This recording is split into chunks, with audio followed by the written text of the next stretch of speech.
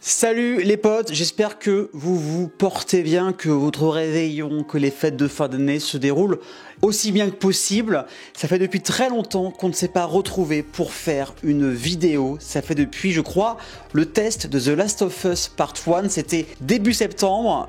Depuis des mois, je vous embête avec une FAQ. C'est bon, on la tourne. Vous avez été très nombreuses et nombreux à m'envoyer plein de questions, je vais répondre sans préparation, avec toute transparence et surtout sans tabou. Et si vous restez jusqu'à la fin, parce que je ne sais absolument pas combien de temps la vidéo va durer, eh ben vous êtes les vrais. Donc je vais répondre à chaque personne qui m'avait envoyé un message. Merci beaucoup en tout cas. On commence maintenant, c'est parti.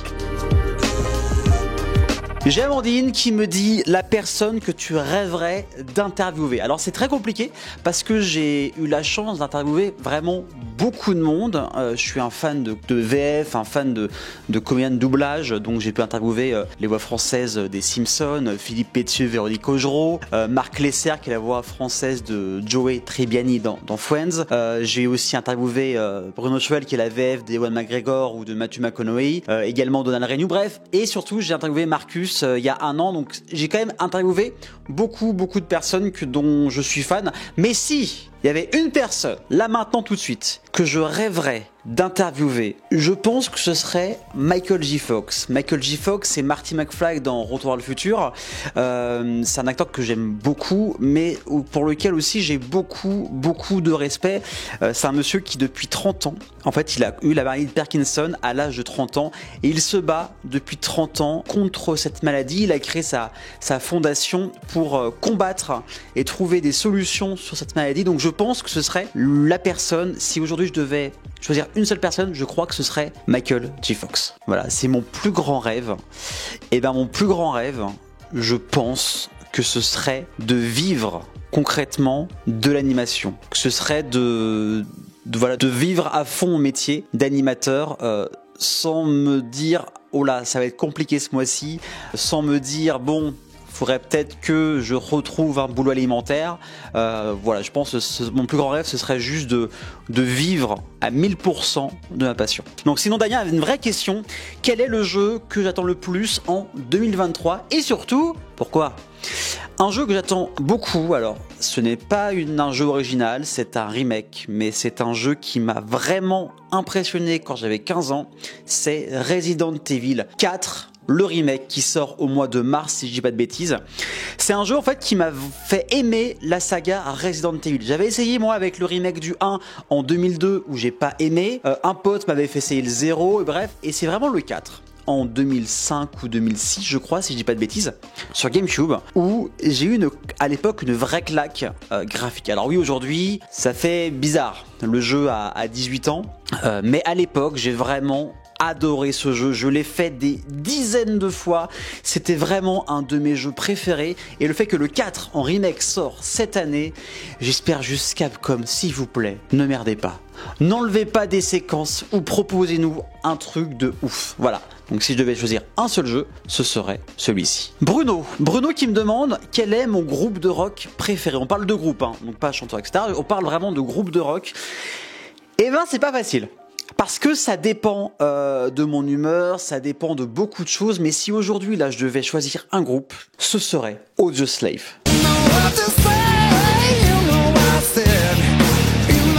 Avec le regretté Chris Cornell, que j'ai pu voir 2 fois en concert, que j'adore ce gars, un showman, un musicien, un musicos incroyable. Donc ce serait Audioslave, imaginez, ou écoutez plutôt Chris Cornell avec les musiciens de Rage Against the Machine, c'est du pain béni. Vraiment, c'est de la musique que j'adore, donc ce serait ça, le groupe serait Audioslave. Alors Diane a une question assez intéressante, et vous avez été nombreuses et nombreux à me poser cette question. Quel est mon parcours pro? C'est vrai que j'ai un parcours qui est pas commun pour quelqu'un qui fait du journalisme et de l'animation télé, radio et sur internet et même événementiel. En fait moi j'ai un bac STG GRH, donc gestion ressources humaines. Ensuite j'ai fait un BTS MUC, donc c'est management des unités commerciales. J'ai bossé à la Fnac, j'ai bossé à Cash Converters, j'ai failli faire un burn-out à Cash Converters, donc du coup je suis parti, j'ai fait une rupture conventionnelle, chômage pendant 1 an, et ensuite 1 an après ma mère m'appelle et me dit Aurel, et si tu passais le BAFA? Je fais pourquoi pas? Il y a du temps à perdre, autant que ce temps sert à quelque chose. Je passe mon BAFA, je bosse dans un centre de loisirs et ensuite je postule via un groupe Facebook de recrutement d'animateurs. Je postule dans un Yellow Village, donc un village vacances 5 étoiles en mode animation, soirée, tout ça. Donc j'ai bien kiffé. Pendant 2-3 ans, je fais ça. Je mixe centre de loisirs, école, TAP et village vacances. Et au bout d'un moment, j'en ai marre. Mais pendant ces années d'animation, un jour, Ted Etienne, hein, comédien, également animateur sur le stream, mais pas que, eh bien, il m'appelle, il me dit « Écoute Aurel, ce soir, on va voir un film. » Je dis « Ok, on va voir un film de merde. » Ça, on l'a su après. On est allé voir Les Visiteurs 3. Et il avait ramené un pote à lui qui était un peu le Joker, le remplaçant sur LMTV Sarthe. Donc le film est taché, on va boire un verre juste après. Et on sympathise et on commence à bien sortir en groupe et tout avec Maxime. Un soir, par hasard, on se voit dans le même bar. Il était avec un date. Et du coup, ensuite, on est que tous les deux, on se boit un coup. Et il me dit « Aurel, est-ce que tu veux être mon chroniqueur cinéma pour l'année prochaine ?» Alors, faut savoir que moi, depuis gamin, je voulais faire la télévision. À l'époque de Bertrand Hamar, de Marcus. Enfin voilà, c'est vraiment un rêve qui devenait réalité. Mais aucune formation, aucune expérience. Je me dis « Bon, on y va. » Après, je pars en village vacances pendant 2 mois dans la Drôme, à 50 km au sud de Valence. Aucune nouvelle. Et il me rappelle une semaine avant, il me dit « Écoute Aurel, c'est bon, tu commences dans 1 semaine. » Bon, je fais ma première chronique. À chier, 2e, à chier, 3e, moyenne. Je me fais déglinguer par le rédac chef de l'époque. Et 4e chronique, déclic. Et là, ça va de mieux en mieux. 6 mois passent, après ma chronique s'est arrêtée pour X raisons, je n'en sais rien et je veux pas le savoir. Plus tard, 6 mois après, Jean-Christophe K, qui animait à l'époque, il n'y a plus qu'à, il voulait parler de Star Wars 8, que j'avais pu voir en avant-première. Il m'invite et après il me dit, bah, écoute Aurel, est-ce que tu veux rejoindre l'équipe pour faire une chronique cinéma? Pendant 6 mois, chronique cinéma, bien cool, j'ai pu faire 2 reportages. Un reportage sur Jurassic World où on avait un gars en Sarthe qui a la Jeep de Jurassic Park, et également un reportage sur Taxi 5, parce qu'en Sarthe c'était l'une des 3 villes en avant-première où il y avait l'équipe du film. Et puis voilà, ensuite, septembre 2018, je monte mon émission radio Geek, c'est Geek Pop, que vous m'avez beaucoup connu grâce à ça, avec que des copains. Ça a duré 2 ans sur Radio Alpa et 1 an sur Twitch. On fait ça. Et mars 2020, il y avait un petit truc, je sais pas si vous vous rappelez, le petit Covid qui arrive. Et donc on continue sur Facebook, sur Twitch, voilà. Et le directeur de la chaîne télé, Pascal Brulon, directeur de LMTV Sarthe, tombe sur une de mes émissions, un truc qu'on avait fait à l'arrache, quand il y avait le reveal d'Assassin's Creed Valhalla. Bah, le truc mais vraiment à l'arrache, j'ai dit allez on fait ça, ok, rien n'est prêt, on y va quand même. Le lendemain, Pascal Brulon m'envoie un message à 7h du matin, Aurel, une place se libère, rappelle-moi. Alors je peux vous dire qu'à ce moment-là, vous vous rappelez, il me dit écoute, j'ai une petite idée mais vite fait, une émission, ça pourrait s'appeler Les Sartois du Web, avec un live Facebook, comme ça les gens pourraient poser des questions aux invités. Je fais ok. Je lui demande, tu me donnes combien de temps? Il me dit, t'as le week-end. Tout le week-end, je bosse sur un pilote. Un pilote, c'est une émission 0 pour la présenter et voir si cette émission a du potentiel. Je fais le pilote et il faut savoir qu'à la base je devais être en placement que 6 mois et du coup ça a pris et là on est déjà à la 3e saison. Cette émission m'a permis de rencontrer beaucoup de monde. Alors si vous ne me suivez pas, en fait c'est une émission qui parle des personnes qui mettent en avant la Sarthe et qui sont actives sur internet et sur les réseaux, donc entrepreneurs, voyageurs, blogueurs, instagrammeurs, créateurs de contenu, youtubeurs, vidéastes, voilà, toutes les personnes en Sarthe qui sont actifs et actives sur internet. Et puis j'ai pu grâce à ça animer plein de choses différentes, salon de l'industrie, salon de jeux vidéo à Beaujeu en Anjou, La Flèche, ça s'était fait avant, et plein de choses diverses et variées parce que voilà, je parle de tout le monde et me voilà aujourd'hui devant vous grâce aussi beaucoup à toutes ces expériences. Donc j'ai fait de la vente, de l'animation, du journalisme, maintenant je fais de la vidéo également, donc voilà, j'ai plusieurs cordes à mon arc.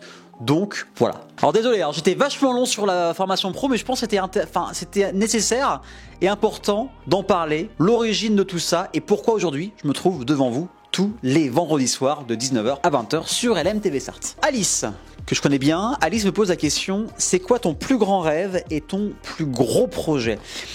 Comme je l'ai dit tout à l'heure, mon plus grand rêve, ce serait de vivre complètement de l'animation, vraiment de vivre que de ça, parce qu'il faut savoir que j'ai encore un travail alimentaire, donc ce serait vraiment de vivre que de ça. Mais là, il y a un gros projet j'ai 2 gros projets. Il y en a un que je ne peux pas vous parler, mais qui arrivera en mars 2023. Et un autre projet d'émission que j'utilise depuis des mois. Du coup là c'est un peu en stand-by parce qu'on a un petit souci par rapport à l'endroit où on va le faire. Aussi j'étais beaucoup pris à droite à gauche, donc c'était mis en stand-by. Mais le projet que j'ai teasé cet été n'est pas mort. Au contraire, il est sur les rails. Donc un peu de patience, ça arrivera, on l'espère, en 2023 également. Amandine me dit où tu te vois dans 5 ans.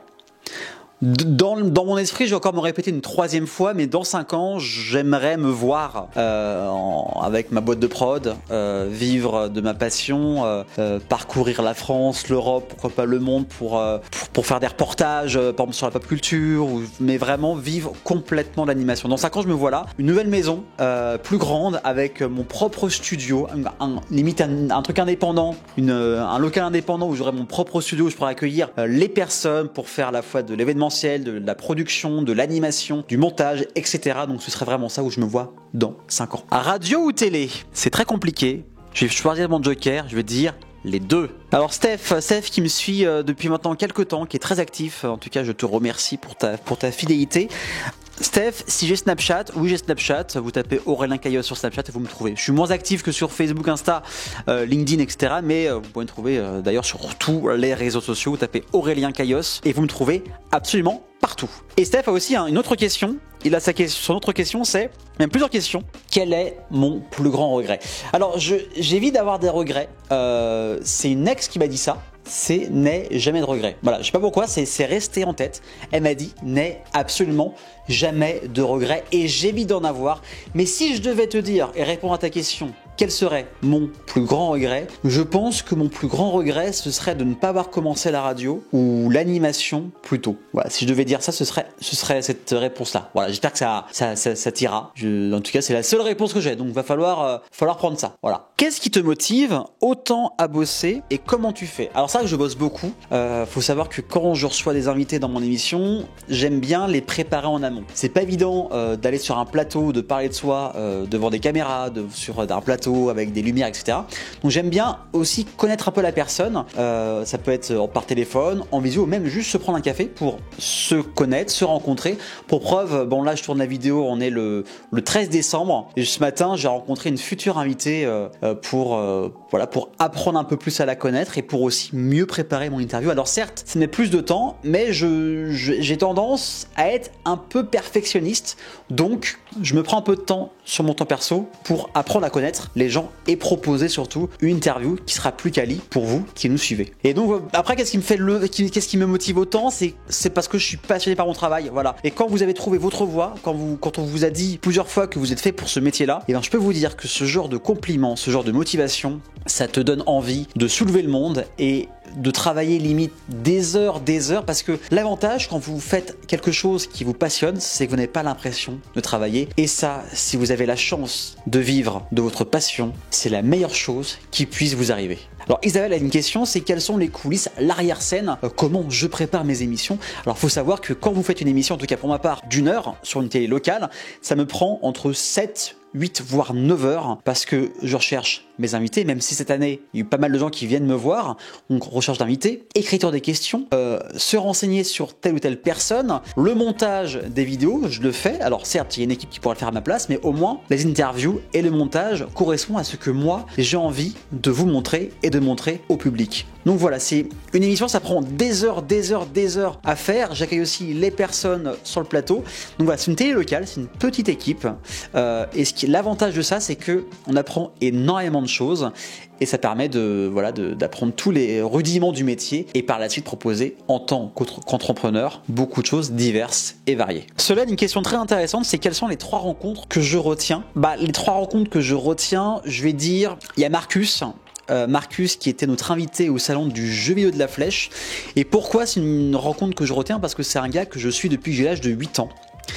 C'est un peu lui qui m'a donné envie de faire la télévision, l'avoir rencontré, avoir animé un événement devant lui avec une sorte de masterclass interview d'1 heure, c'était vraiment un gros kiff. Et en fait ce qui était assez marrant, c'est que quand j'étais en interview face à lui, j'avais pas l'impression, tu vois, j'étais pas je vais pas dire impressionné, mais j'ai un peu grandi avec lui. Il m'a inculpé la pop culture, le jeu vidéo, parce qu'à l'époque, il y a Internet, peu de gens l'avaient, et c'était grâce à Game One que je pouvais faire ma propre culture geek, et Marcus y est pour beaucoup.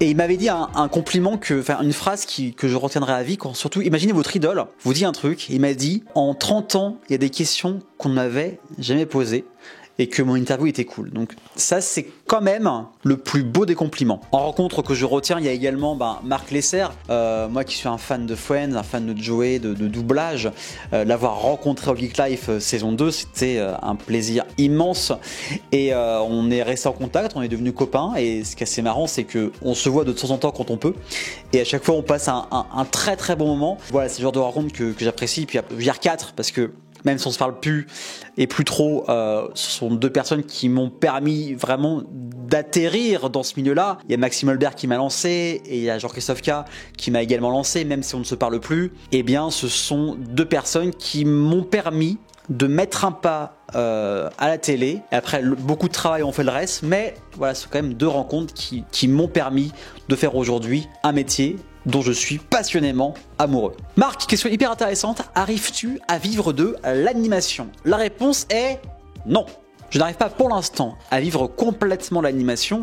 J'ai encore un travail alimentaire. Je ne vais pas dire l'endroit où je travaille, mais je travaille dans l'accueil de clients. Donc un travail alimentaire qui me permet, en plus de la télévision et de l'événementiel, de pouvoir vivre correctement. Mais si tout se passe bien, fin 2023, je pourrais être à 100% indépendant et dire au revoir à mon job alimentaire. Donc voilà, pour répondre à tes questions, non, je n'arrive pas à vivre pour l'instant complètement de l'animation. Donc si vous voulez me recruter en tant qu'animateur, coordinateur web TV, vidéaste, les gens, n'hésitez pas, je suis l'homme de la situation. Voilà, un peu d'auto-promo ne fait de mal à personne. Alors David a été très curieux. Il m'a posé pas moins de 7 questions. David est un Sartois qui est venu une fois dans mon émission lors d'une table ronde sur les évolutions par rapport aux différents réseaux sociaux en 2023. Et puis il me suit pas mal, et merci beaucoup David pour ton soutien. Ça fait grandement plaisir. Et j'ai posé toutes les questions qu'il m'a posées. Donc la question la plus saugrenue, la plus folle que l'on m'ait posée. Alors la réponse est très simple, c'est pas vraiment une question. En fait, c'est qu'à un moment sur France Bleu Maine et sur France Bleu, tu as ce qu'on appelle la bande de l'Happy Hour. C'est un peu une sorte de grosse tête locale. Et il y avait un quiz, et j'ai perdu le quiz. Il y avait un gage. Et la question c'était quel a été le pire invité que j'ai eu. Voilà, tout simplement. Et j'ai dit quel a été le pire invité. Donc je pense que c'est un peu de gênance quand tu dois dire ça, quand tu es suivi. Le pire invité, j'ai pas dit de prénom ni de nom, mais j'ai juste dit comment ça s'est passé. Et c'était pas fameux. Non. Ensuite, l'interview la plus émotive. L'interview la plus émotive, c'est pas évident.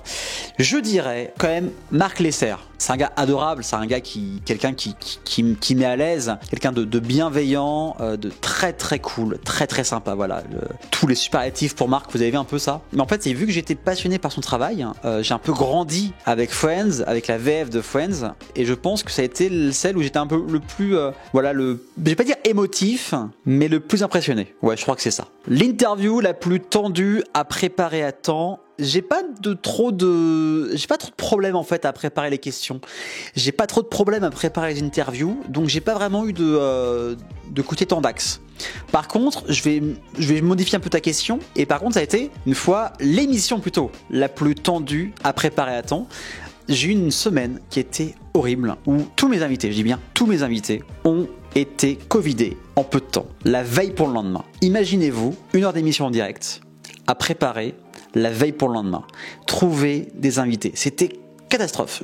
Alors, faut savoir que j'arrive quand même à rebondir assez facilement. Je suis plutôt assez productif dans l'urgence, mais là, je me suis dit putain, mais comment je vais y arriver?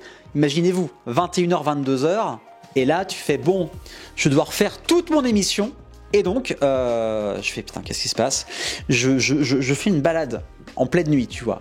1 demi-heure pour m'aérer l'esprit, pour me dire, bon, limite le parler tout seul, me dire dans ma tête qu'est-ce que je peux faire, comment je peux faire, etc. Et au final, je me suis dit, tiens, et c'était à l'époque où Elden Ring a été vraiment le gros carton, assez surprise, et je me suis dit, tiens, et si on faisait une table ronde sur Elden Ring, quel est ce jeu, pourquoi il cartonne autant, pourquoi les gens qui n'ont jamais touché à un Dark Souls, à un Sekiro, et ben là, sont hypés, sont tentés de jouer à ce jeu. Et donc on avait fait une table ronde avec le Mati, avec Shivana, qui ont été ultra réactifs. Donc je vous en remercie les amis. Ce fut une émission vraiment cool à faire. Et en tout cas j'espère qu'elle aura plu aux téléspectateurs et téléspectatrices. Combien d'interviews en 2022 C'est très compliqué. Très compliqué. On va faire le calcul. Ce sera plus simple. On va dire que j'ai environ 40 émissions par an, un peu plus. Avec une moyenne de 4 invités par semaine. Vous faites le calcul, on est à peu près sur du 160 interviews à l'année. Voilà, c'est pas mal. On est pas mal. Donc voilà, on est sur du 160 interviews à l'année. Un peu plus avec les événements, etc. Donc on se rôde assez facilement et assez rapidement plutôt quand on fait des émissions hebdomadaires. Donc beaucoup d'interviews et je le sens maintenant, tu vois, dans mes façons de faire mes questions. Et surtout, le temps que je mets maintenant à préparer mes interviews parce que je me documente beaucoup, je me renseigne énormément sur chaque invité pour un peu bouffer leurs informations, les digérer et pouvoir vous les expliquer correctement. Quelle émission j'aurais bien voulu animer? En vrai, moi, une émission un peu style Koé ou Manu Payet à la radio. C'est vraiment un type d'émission que j'aimerais beaucoup faire. Ou un truc un peu à la méthode Koé, tu vois. Mais une émission, voilà, comme sur Virgin ou Énergie, une émission de potes où tu poses des questions aux gens, tu refais le monde un peu en mode libre antenne, où tu déconnes et tout. Ouais, une émission de bande de copains comme ça, à la radio, ça me ferait vraiment kiffer de la faire. Donc voilà. Quel projet en tête as-tu quand tu te rases le matin? Alors je me rase pas tout le matin, enfin un matin sur 2 semaines, hein, plutôt un matin sur 15, je me rase. En fait il y a plein d'idées, je pense toujours à mes émissions, je pense toujours à ce que je peux proposer, un peu à ma semaine, ce que je peux faire sur YouTube, ce que je peux faire sur Twitch. J'ai une tête qui pense à beaucoup de choses, faut quand même le savoir, j'ai une tête où je pense à énormément de choses. Donc voilà, aux émissions, à ce que je peux proposer. Là en ce moment, ça cogite beaucoup sur le fait de devenir complètement indépendant, de se lancer enfin dans l'indépendance et d'être uniquement en freelance. Donc voilà, il y a énormément de choses qui se préparent et que je pense dans ma tête. Voilà. Et là, je voulais vous poser une question. Est-ce qu'un jour, ça vous dirait? Alors, beaucoup de copains qui ont des milliers d'abonnés font ça. Je me suis dit, pourquoi pas moi aussi, de faire limite une rencontre IRL, voilà, de regrouper des personnes qu'on s'est déjà rencontrées, ou si vous me suivez sur les réseaux, de faire un sorte de rassemblement quelque part pour passer un bon temps ensemble. Donc voilà, voici l'ensemble des questions. J'espère que cette vidéo vous aura plu. J'ai pris un vrai plaisir à répondre à toutes vos questions. Si jamais vous avez d'autres questions, n'hésitez pas à les mettre dans les commentaires. Si vous voulez me suivre sur les réseaux, vous tapez Aurélien Caillos sur tous les réseaux et vous allez me trouver. Dans quelques jours, voire dans une semaine, en fonction du montage de la vidéo, vous allez voir la vidéo bilan de l'année. Et si l'année prochaine, j'espère pouvoir avoir du temps pour vous proposer d'autres contenus, d'autres dossiers sur YouTube, j'espère pouvoir le faire. En tout cas, merci beaucoup pour votre fidélité. Je vis un rêve. Cette année, en termes d'animation, ce fut l'une des années les plus productives, les plus actives. Donc, merci infiniment pour votre soutien, pour votre fidélité. Je vous fais plein de gros bisous, prenez soin de vous, et puis on se retrouve très prochainement, soit via les réseaux, soit sur un plateau, ou soit autour d'un café, d'un thé, d'un goûter, ou pourquoi pas une petite pinte, bien sûr à consommer avec modération. Prenez soin de vous, je vous kiffe, et à très vite, ici, là, ailleurs, sur les réseaux, mais à plus tard. Ciao.